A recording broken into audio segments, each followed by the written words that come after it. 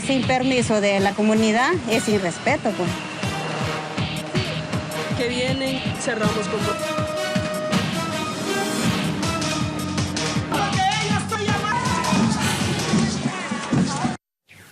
¿Cómo está? Inicia Temas del Día. Vamos de inmediato a repasar nuestra pregunta en Twitter para que participe en ella. Aquí está. Movimientos sociales en Perú reclaman la destitución del fiscal Pedro Chávarri, acusado de formar parte de la red criminal Los Cuellos Blancos del Puerto. Por mayoría de votos, el Congreso de Perú archivó la denuncia. ¿Por qué no siguió su curso el caso? Opine. Sucede que este lunes la Comisión Permanente del Congreso de Perú archivó la denuncia contra el fiscal de la Nación, Pedro Chávarri. En paralelo, las organizaciones sociales de Perú se han movilizado exigiendo la destitución del fiscal. Le vamos a contar más en nuestro primer tema del día. Bueno, la jornada de protesta se debe a la misma razón por la cual nosotros empezamos justamente toda esta gesta, que es retirar a un personaje completamente cuestionado del Ministerio Público, justamente porque al ser cuestionado no puede ejercer la justicia en representación de la ciudadanía. A él se le blindó de la manera más impune en la última comisión, a pesar de que existe una seria denuncia que los indica como miembro de una mafia al interior del sistema de justicia del Callao, los Cuellos Blancos del Puerto. Sabiendo que esa mafia tiene a personajes peor de cuestionados como son el ex juez Walter Ríos y el ex juez César Inostroza, él no puede permanecer como representante de la Fiscalía de la Nación. Con 17 votos a favor, 9 en contra, la Comisión Permanente del Congreso archivó esta denuncia constitucional contra el fiscal de la Nación, Pedro Chávarri. Organizaciones sociales continúan exigiendo entonces al Parlamento no ofrecer amnistía ni otro tipo de protección legal. Voceros del Movimiento Popular aseguran que la permanencia de Chávarri en el Ministerio Público pone en riesgo los casos de investigación que hay en curso contra el fujimorismo y del partido aprista. La principal acusación contra Chávarri es la de presuntamente formar parte de una organización criminal al interior del sistema de justicia peruano.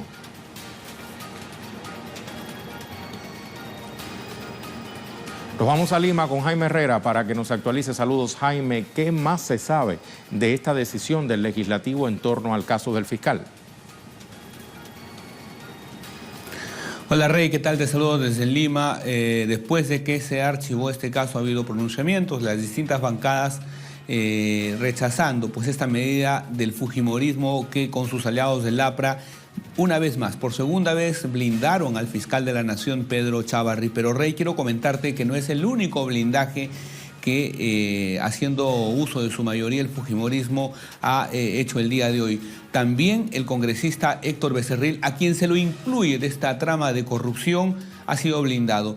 Contra él también pesaba una acusación constitucional y un pedido de levantarle el fuero para ser investigado en el Poder Judicial. Sin embargo, el fujimorismo impidió que esto suceda. Más temprano, el Pleno del Congreso de la República sesionó para debatir el pedido de la bancada del Nuevo Perú de censurar a la directiva del Congreso de la República encabezada por el congresista fujimorista Daniel Salaverry. Sin embargo, sin ningún tipo de debate, sin mayor aspavientos, la mayoría fujimorista también se negó. Una actitud que en las calles ha tenido una respuesta importante. Ya lo veíamos en imágenes y con algunas manifestaciones de las organizaciones sociales que salieron a las calles esta mañana para rechazar, para repudiar cómo se juega en pared, decían ellos, el fujimorismo, el APRA, el Ministerio Público a través de su fiscal de la Nación y algunos jueces que en este momento vienen siendo investigados. Esta actitud, esta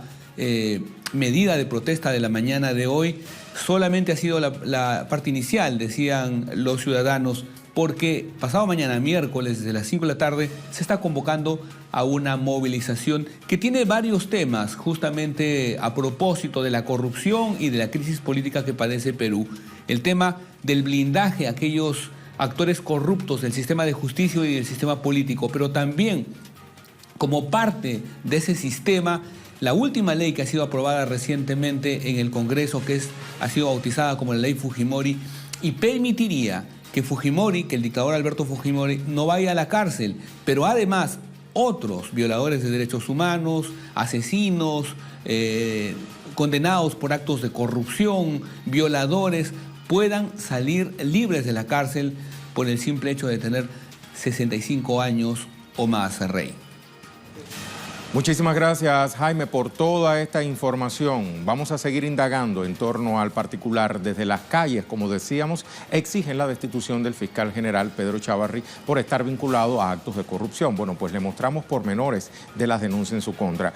La primera fue realizada el pasado 25 de julio por el congresista Marco Arana, quien asegura que Chávarri está implicado en hechos cuestionables que vulneran el principio constitucional de la lucha contra la corrupción. Chávarri además es acusado de direccionar la opinión pública y mentirle al país sobre las coordinaciones que realizó en los audios CNM. La segunda fue en agosto, el día 20. Pedro Chávarri fue acusado de carecer de transparencia e integridad por las conversaciones que sostuvo con César Inostroza sobre la Academia Nacional de la Magistratura. Vamos a recordar que Inostroza se le imputan los delitos de tráfico de influencias bajo la modalidad de organización criminal por formar parte de la banda criminal conocida como los Cuellos Blancos del Puerto, tal como decía nuestro compañero Jaime Herrera. Vamos a revisar también cómo operaba esta banda criminal, conocida como le decíamos los Cuellos Blancos del Puerto. Según la fiscal Rocío Sánchez, esta red se organizaba para cometer delitos de corrupción de funcionarios, tráfico de influencias. Detalló que se utilizaba el sistema de justicia para realizar una justicia paralela, que según explica la magistrada, vendían al mejor postor la administración pública. Sánchez puntualizó que la organización criminal tuvo 3 niveles. Un primero que era interno, conformado por trabajadores del sistema de justicia. Un segundo que era externo, de abogados y empresarios. Y el tercero de altos funcionarios, tales como exmiembros del Consejo Nacional de la Magistratura y hasta un juez supremo.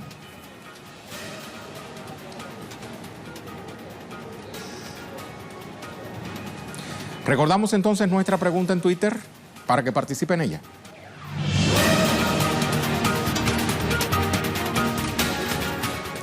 La vemos aquí. Movimientos sociales en Perú reclaman la destitución del fiscal Pedro Chávarri, acusado de formar parte de la red criminal Los Cuellos Blancos del Puerto.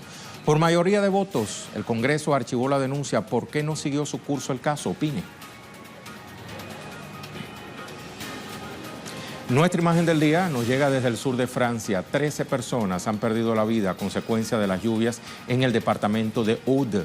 Dicho departamento continúa en alerta roja. Alrededor de 1.000 personas han sido evacuadas. Otros 6 departamentos de la región se encuentran en la alerta naranja por riesgo de inundaciones y torrenciales lluvias. Con estas imágenes hacemos nuestra pausa.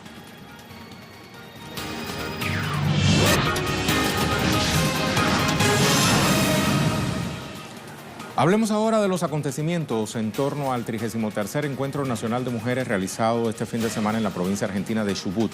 Entre talleres, charlas y movilizaciones que culminaron en represión policial, los movimientos feministas no callaron sus voces y ya han elegido la sede del próximo encuentro. Le contamos más en nuestro segundo tema del día. Travestis y trans llegando de todos los puntos para darle batalla a este sistema que impide que las mujeres luchemos por nuestros derechos. Pero no vamos a parar y se va a caer.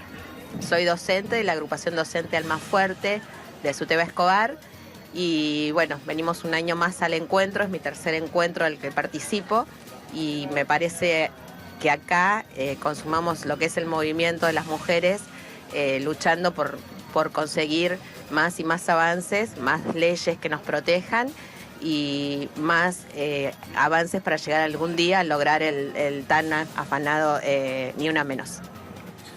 Más de 50.000 asistentes participaron en el evento que debatió la agenda feminista. 73 talleres, charlas, música en vivo, marchas, ferias, fueron las actividades que se realizaron por parte de estos movimientos feministas e independientes, que también se sumaron al pañuelazo a favor del aborto legal, seguro y gratuito, a un año de la instalación del debate sobre la interrupción legal del embarazo en la agenda pública. El domingo, último día de movilizaciones, 10 manifestantes fueron detenidas en horas de la noche y luego liberadas cerca de las 2 de la mañana. La comisión organizadora del encuentro hizo responsables de la represión al gobierno provincial de Mariano Arcioni y al ministro de Seguridad Federico Mazzoni. Se extendió a lo largo de 3 kilómetros, con lo cual se considera la marcha más grande realizada en la ciudad de Trelew.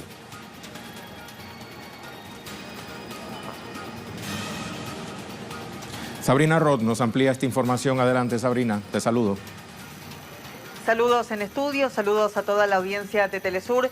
En la finalización de este 33º Encuentro Nacional de Mujeres fue elegida la ciudad de La Plata como sede del próximo año, del 2019.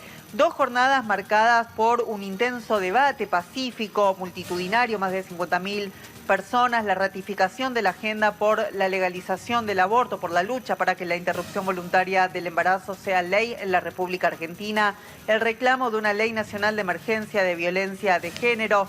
Ya son 130 los femicidios que tuvieron lugar en la República Argentina solamente durante el 2018 y la exigencia de un Estado laico separado de la Iglesia, tanto católica como evangélica, que no tengan injerencia en la decisión de las políticas públicas.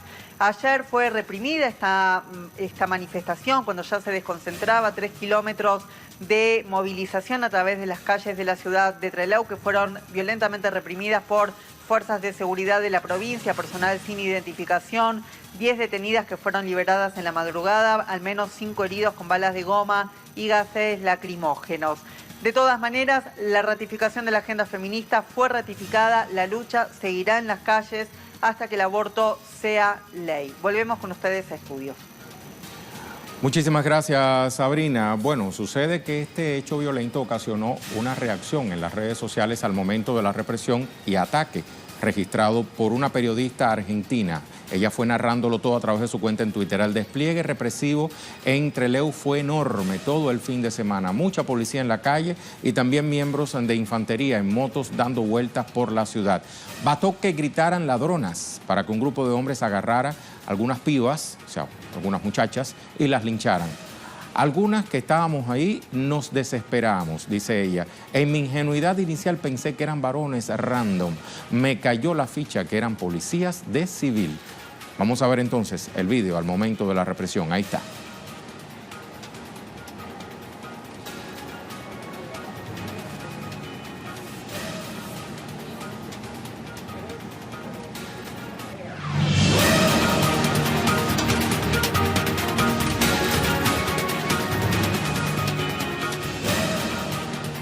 Le hablamos entonces de otros temas que también son noticias este lunes. Revisamos las cuentas Twitter de nuestros corresponsales. Comenzamos con Luis Tavera, Venezuela. Continúa el despliegue del plan Digo Vuelta a la Patria.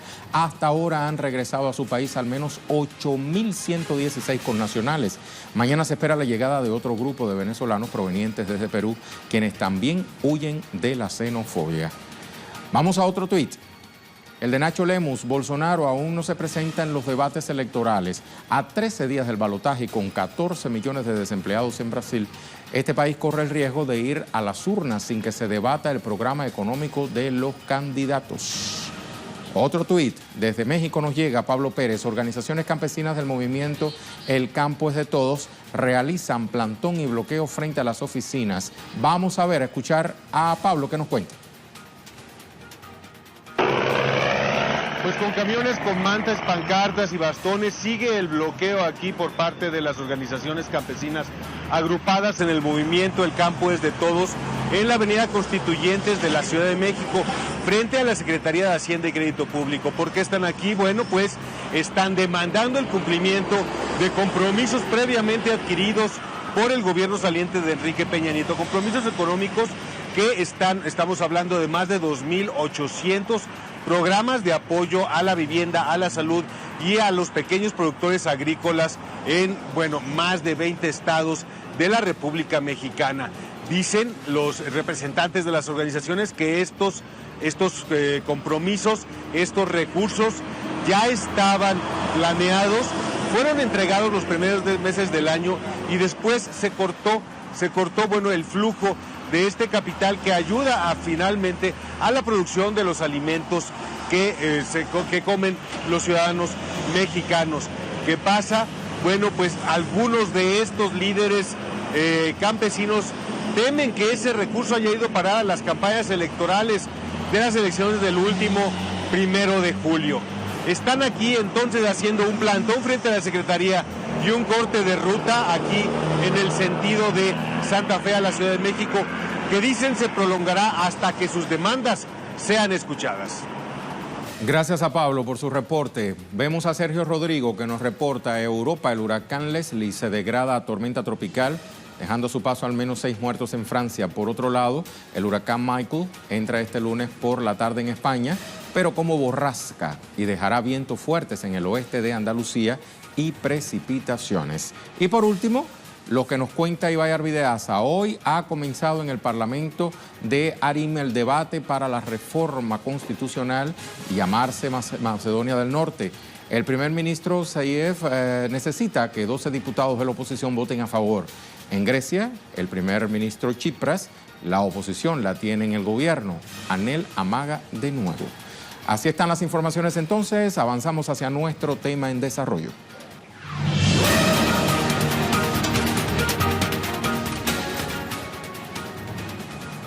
Luego de 2 años y medio, el Tribunal de Perú iniciará el juicio contra implicados en el asesinato de la líder ambientalista Berta Cáceres. Aquí corrijo, no es Perú, es Honduras. Se presume que durante el debate pautado para el próximo 17 de septiembre se demostrarán pruebas con los 8 vinculados. Pero vamos a dejar que sea nuestra corresponsal Hilda Silvestrucci desde Honduras quien nos actualice. Saludos, Hilda, cuéntanos más. ¿Qué tal, Rey? Muy buenas tardes. Así es, será hasta este próximo miércoles que se va a resolver en los juzgados capitalinos si se sigue con el proceso del juicio oral y público contra los asesinos materiales de Berta Cáceres. Hoy habían sido convocados a una audiencia, pero los abogados de la familia de Berta se han quejado puesto que no se han resuelto los recursos que se presentaron contra la sala que lleva este proceso. Hay varias irregularidades de las cuales han hablado ya los abogados y la familia de Berta Cáceres. Mientras esto sucede, también preocupa a la parte acusadora de los asesinos que ya se va a vencer el plazo de prisión preventiva para estos sujetos y podrían quedar en libertad de un momento a otro si no se sigue con el proceso de las audiencias. Todavía no se indica cuándo podrían continuar las audiencias contra los asesinos. Además de esto, la familia de Berta sigue demandando que se llame a la junta directiva y a los dueños de DESA como testigos en el proceso de juicio oral y público.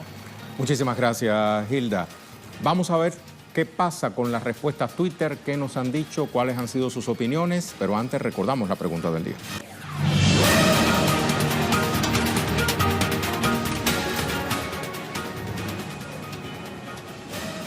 La repasamos. Movimientos sociales en Perú reclaman la destitución del fiscal Pedro Chávarri, acusado de formar parte de la red criminal Los Cuellos Blancos del Puerto.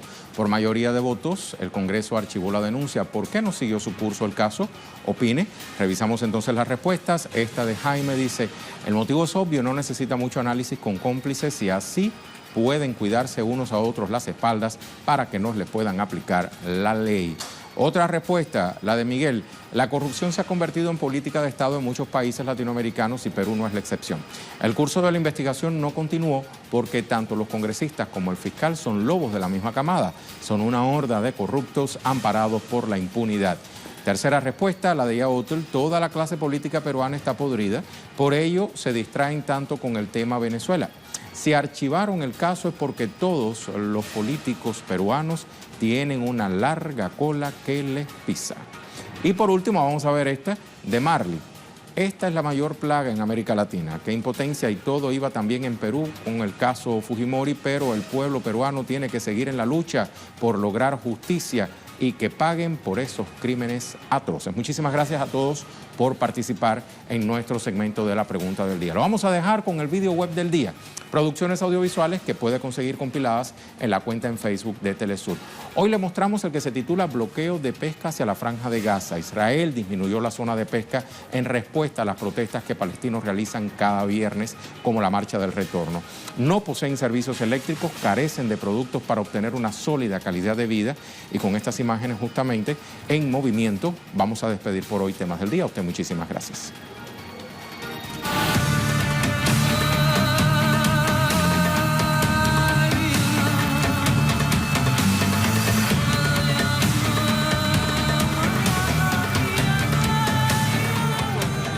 والسيادة قال له هينا بتجري أنا والأولاد وحالنا كنا 9 تنفار 10 تنفار مش قادرين نعيش.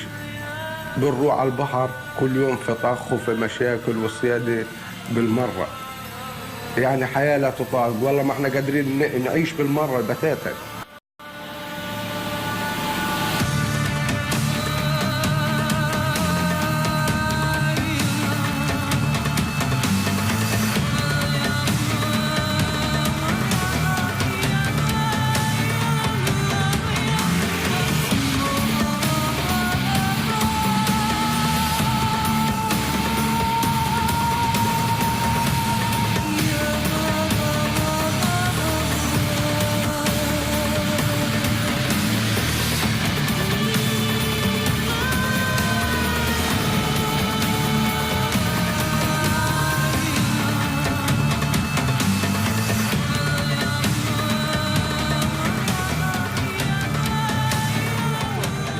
والسيادة قالوا له هينا بنجري أنا والأولاد وحالنا كنا 9 أنفار 10 أنفار مش قادرين نعيش.